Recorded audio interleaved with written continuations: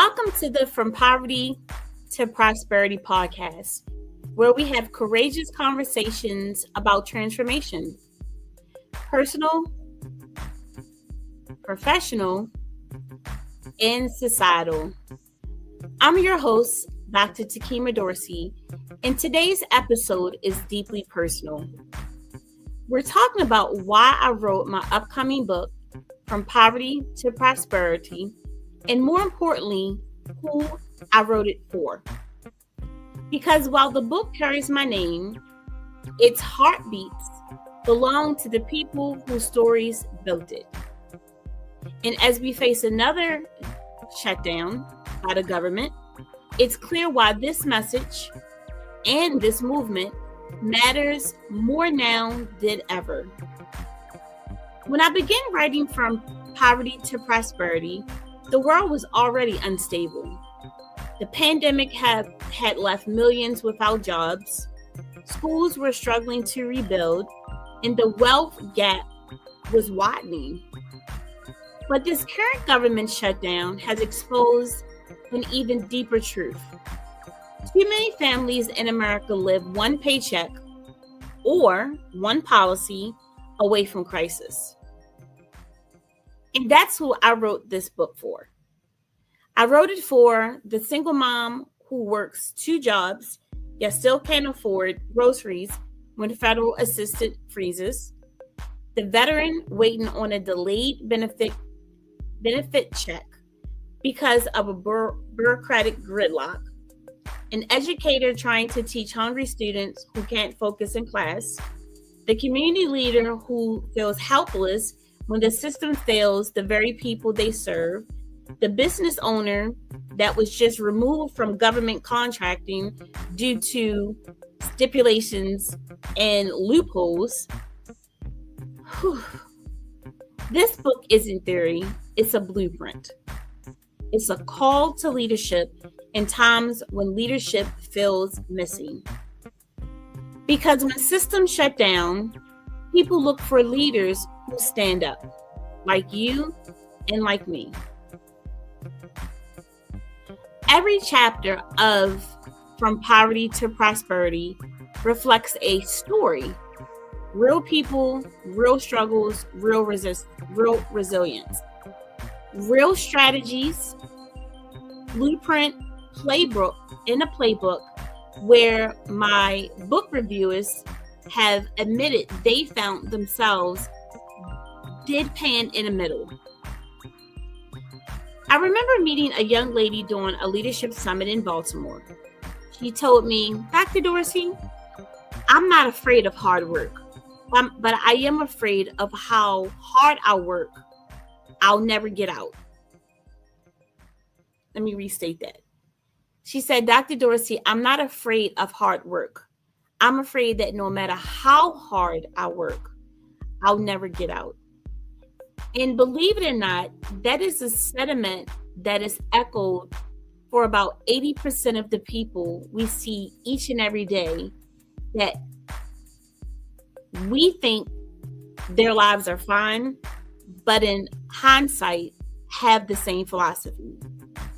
And that statement from that young lady really stayed with me, because that's not a lack of effort, that's a lack of access. And this book gives voice to people like her, those trapped not by laziness or choice, but by systems that were never built for their success, or them seeing how the system was built for their success. From Poverty to Prosperity give tools to leaders, those ready to use their language to change those systems. And it really starts with the mirrored image. The message in From Poverty to Prosperity is simple.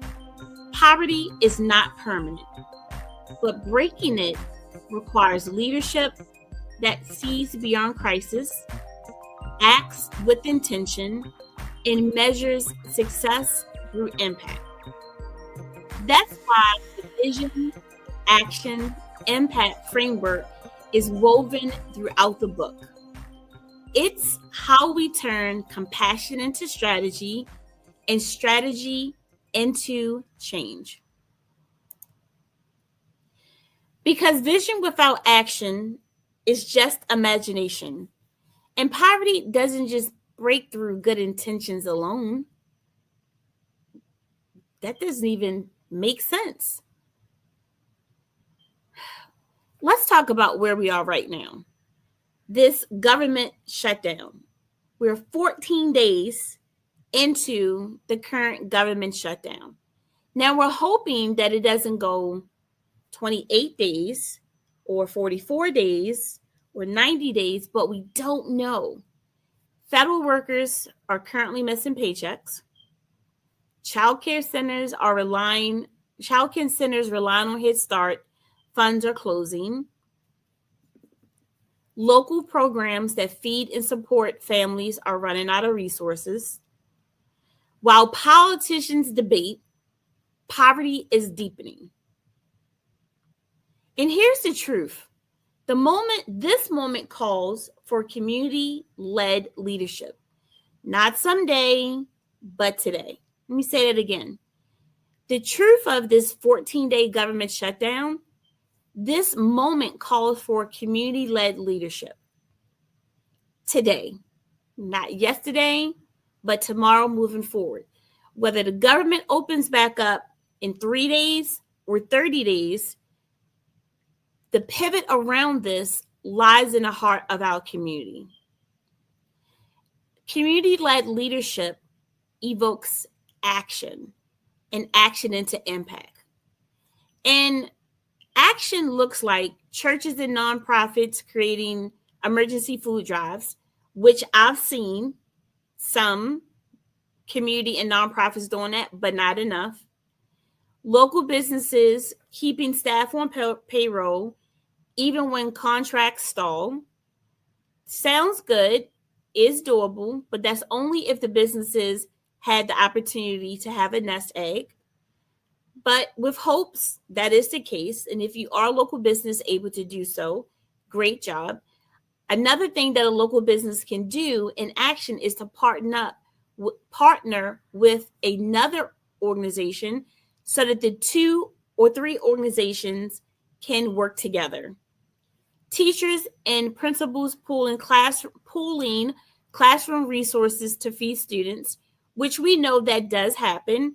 And I hope that it continues to happen if the government shutdown lingers on. And neighbors checking on one another, sharing transportation, childcare, and hope. And especially checking on our seniors. If you happen to be near a senior living facility or a neighbor who is a senior, check on them. I am pretty sure knocking on a door or dropping a note is harmless, but it would mean the world to the seniors. And these are not small gestures, but they are acts of leadership. And that's what we mean, and that's what we need with community-led leadership. And these actions embody what this book teaches. Not this book, but this movement. When systems break down, people break through. And that's why I say leadership is not a title, it's a responsibility. Because breaking poverty doesn't start in Washington. It starts with us in our homes, whether it's an apartment, a condominium, a single family home, a townhome. It doesn't matter. It starts with us. Washington is just part of our olive branch. So who did I really write this book for? And I have to be honest with you. This is my 104th book. And it is by far, I think, my best work. For sure. I think it's my best work. I wrote this book for the overlooked, the underestimated, and the ready to rise. Whew, that was deep. I'm good with words. I wrote this book for the overlooked, the underestimated, and the ready to rise. I wrote this book for the young man who grew up in public housing for dreams of starting his own business and needs someone to tell him it's possible. I wrote this book for the educator who sees brilliance in a child that poverty tries to hide. I wrote this book for the policymaker who still believes that government should serve and not neglect. And I wrote this book for leaders like you, those listening right now, who feel called to make a difference but aren't sure where to start. I wrote this book for Brandon Johnson, my oldest love bug, my first introduction to agape, the ultimate love. I wrote this book for my heaven to show, my first daughter, who absolutely drives me crazy, but I see so much in her, of me, and she is just amazing. I wrote this book for my youngest daughter, Haley, a current senior at Spelman College at 19, who is doing above and beyond remarkably, not in her major, but also in life and in her business. I wrote this also for my youngest heartbeat, 17-year-old beloved Joshua Simons, who also is a senior, yes, 17 and a senior at Morehouse College, who earned his associate's degree at 16 before graduating from high school and started Morehouse as a junior. And by the way, my youngest love bug is also an award-winning graphic artist and created the book illustrations and cover for my hardcover, paperback, and ebook cover for From Poverty to Prosperity. Absolutely, each of them. From Poverty to Prosperity is not just a book, it's a manual for moral leadership. The kind that transforms pain into purpose and problems into progress. And the truth is, this book belongs to the people. Because prosperity isn't about wealth. It's about well-being. It's about communities where every child learns, every family eats, and every leader acts. And that brings us to what's next, because the movement doesn't stop with the book. To help leaders put this framework into action, I'm launching 2 powerful programs. The first one is my poverty certification for leaders and aspiring leaders. It's 16 weeks in length, equipping change makers with the tools to lead, design, and implement sustainable solutions. And then the second one is my poverty certificate program for educators, nonprofit leaders, and students, graduate students. It's 10 weeks, empowering educators and individuals to better understand and address poverty's impact in the classroom. Both programs were born from the same mission as the book: to train leaders who act boldly when systems still stand. And the great thing about this, at least for the poverty certificate program, is that participants might be able to has the potential to earn up to 5 CEUs. I'm so excited. And yes, From Poverty to Prosperity officially releases October 19th, 2025. So mark your calendars, because this isn't just a book launch, it's a leadership launch. And thank you to my book reviewers who have already reviewed the book, and for those who have purchased the book in advance at my recent book launch. The government may be shut down, but your leadership doesn't have to be. And far beyond COVID, the pandemic, far beyond this shutdown, far beyond the next crisis, as long as you awaken in the morning, your service is not over. Leadership within you is still required. You have the power to make an impact where you are, whether it's in your home, your school, your workplace, or your community. That's who I wrote this book for. That's who I built this podcast for. And that is who I believe will carry this message forward. You, me, and everyone else that is human, right? Because poverty isn't permanent, but leadership, vision, and actions are the tools to break it. Poverty is not something that can only be the elephant in a room and discuss when people want it to be. It is here, it is live, it is not Memorex. It has or will continue to impact your loved ones, your neighbors, your frenemies, and you. What will you do about it? Because again, poverty is not permanent.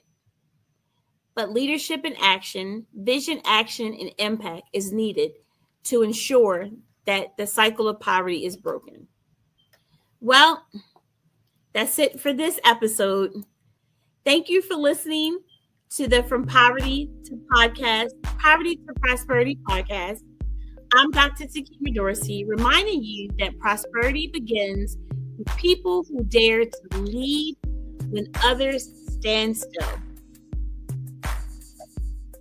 Leave your comments below if you are leading in your community, if you have an initiative that you have going on, or you simply want to shout out for the great work that you've been doing and that you want others to know how to reach you.